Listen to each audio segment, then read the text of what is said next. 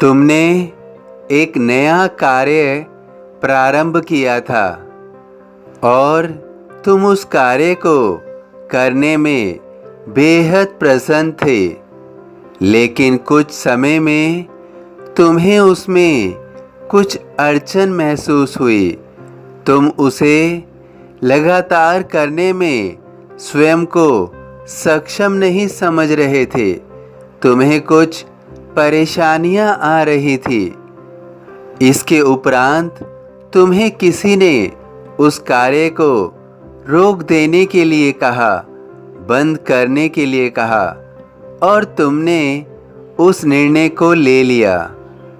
लेकिन तुमने उस कार्य को पूर्ण रूप से समझा नहीं, और जिसने तुम्हें रोका था उसको भी तुम्हें पूर्ण रूप से आकलन करना था।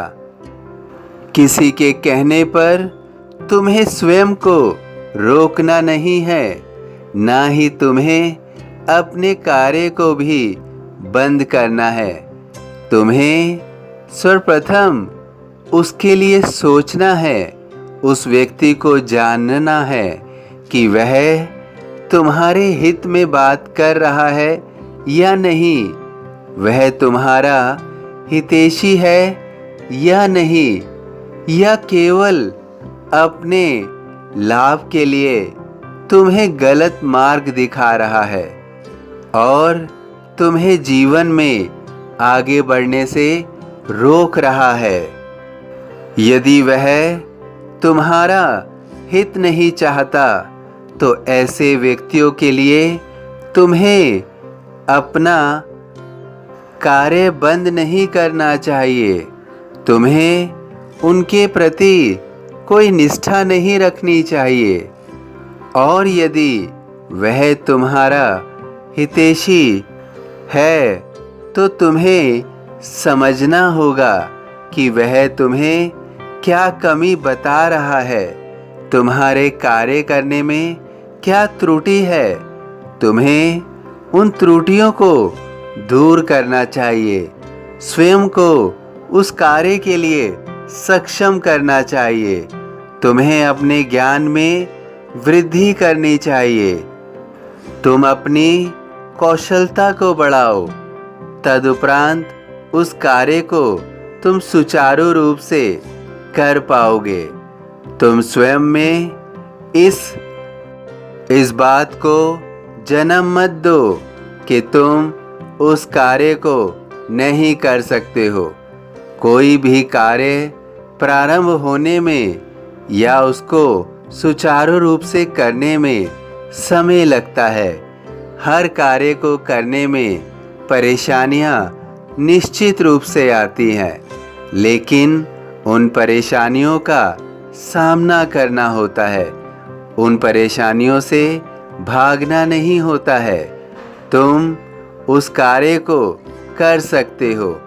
केवल तुम्हें अपने चारों ओर अच्छे लोगों का आवरण रखना है और अपने हितैषियों की ही बात को सर्वप्रथम रखना है।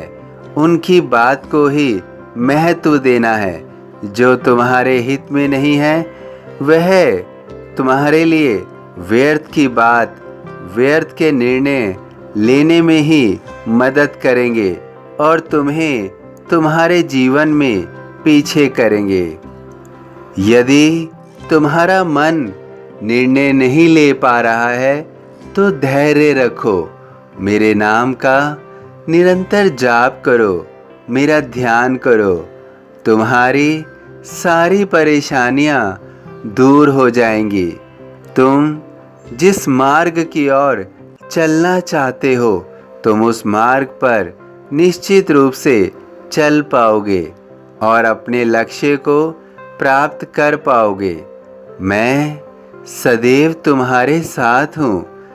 डरो मत, तुम्हारे साथ ही हमेशा रहूँगा और तुम्हारी सारी परेशानियां दूर करूँगा।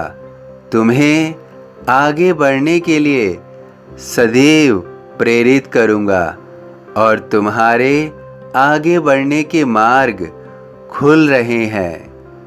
मन में रखना दृढ़ विश्वास, करे समाधि पूरी आस। सभी साईं भक्तों से अनुरोध है कि कमेंट बॉक्स में ओम साई राम या अपनी कोई प्रार्थना लिखिए। वीडियो पसंद आया हो तो वीडियो को लाइक ज़रूर कीजिए, अन्य साईं भक्तों में शेयर ज़रूर कीजिए।